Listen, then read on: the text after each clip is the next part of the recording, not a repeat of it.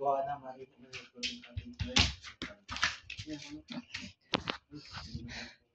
day, everyone.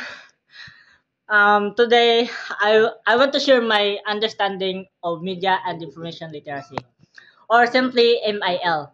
In this digital age, we are surrounded by all kinds of information, news, videos, social media posts, and more. MIL help us to understand, analyze, and evaluate these sources critically. For me, MIL is not just about using media. It is about knowing the truth behind what we see or hear.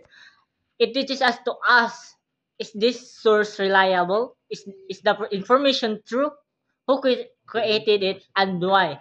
These are important questions, especially today when fake news spreads so easily. It may also help us become responsible digital citizens. It reminds us that what we share online can influence others. That's why it's important to think before we post, to spread facts, not hate or misinformation. More than that, MIL empowers us to use media for positive change. We can express our opinions, support important causes, and educate others through blogs or social platforms. It gives us the voice and tools to participate actively in society. In short, media and information literacy is about awareness, responsibility, and empowerment.